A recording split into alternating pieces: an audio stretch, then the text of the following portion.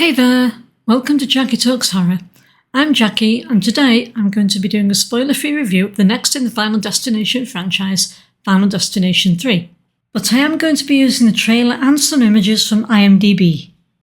It's made to be entertaining rather than scary, and in that respect it fires on all cylinders, and it's a much better film than you might have expected for the third in a franchise, and the roller coaster vision scene will definitely make you think twice about riding them, especially if you're already nervous, and let's face it, horror films and roller coasters are a match that works. And, like Final Destination 2, it has a twist of its own to keep things fresh.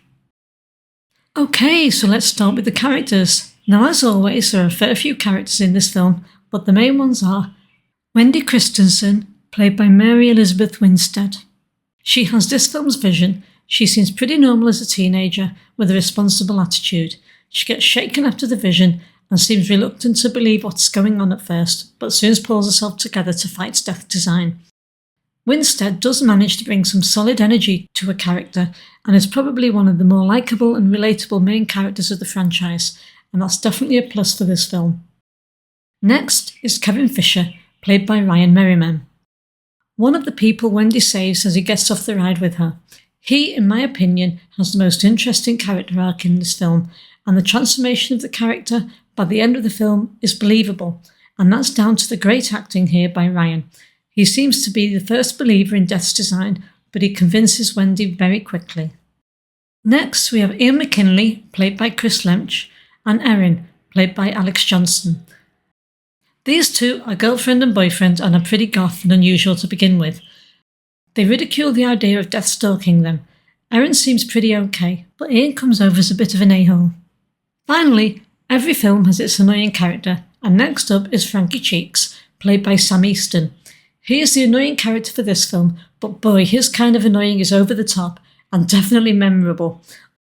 Some of the characters are quite annoying and shallow, but thankfully the lead characters were the better written and better acting is with these as well. In general though, the acting is so-so, but you don't watch the Final Destination films for the acting, and it was the first major role for some of them. So now we come to the plot.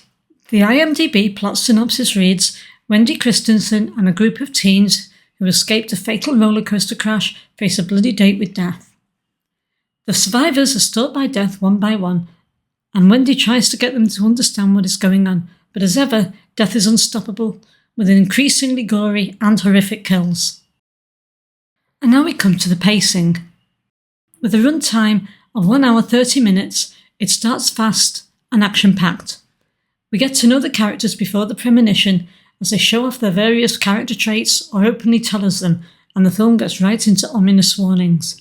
I do think the warnings are a bit more obvious this time, although it could just be that we are accustomed to looking for the hints that Death is stalking before the premonition, or they really are making them more obvious.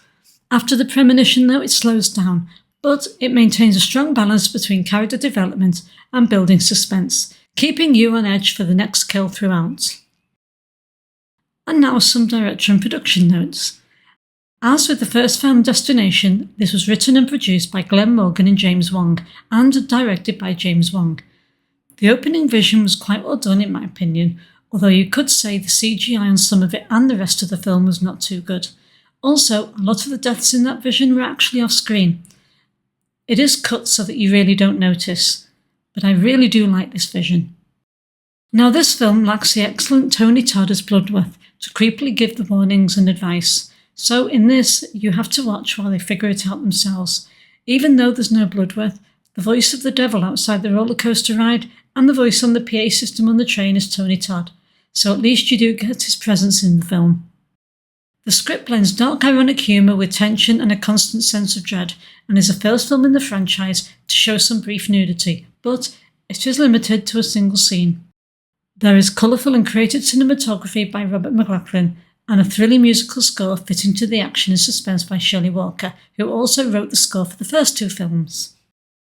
Okay, now on to the ratings. For cinematography and soundtrack, this film gets 4.5 out of 5 stars. The cinematography was strong, as it has been usual with the franchise, with the same great visual flourishes and creative camera shot that effectively convey the looming threat of death stalking the survivors, and I thought Shelley Walker's musical score was very well timed to fit and enhance the visuals. For special effects and gore, it gets 4 out of 5. The kills are as convoluted as ever, very graphic and brutal, with a few iconic ones in this film. Some of the special effects are a bit too poor for me, so it lost a point there. Now for characters, it gets 4 out of 5. The lead characters are very well written and acted, but I wasn't impressed with a fair few of the supporting ones, so this is where it loses the point. There was some good chemistry between the two leads though, which helped it maintain a decent rating. Now for enjoyment and rewatch value, this film gets 4 out of 5. This, as with most of the Final Destination franchise, is very rewatchable. You see something new each watch that is a prediction of what's to come. But because of the bad character writing and acting, it grinds a little, so it loses a point. So for a personal score, this is a 4 out of 5-star film for me. I do enjoy watching this film, but it's definitely suffering from being the third in the franchise and has really bad and annoying characters. So that's all for this review of Final Destination 3. Fans of the first two will still enjoy watching this one. I know I do. If the first two aren't, then this won't be your cup of tea either. It maintains the same style and formula of the first two films. So what did you think of Final Destination 3? Where does it stand against the first two for you?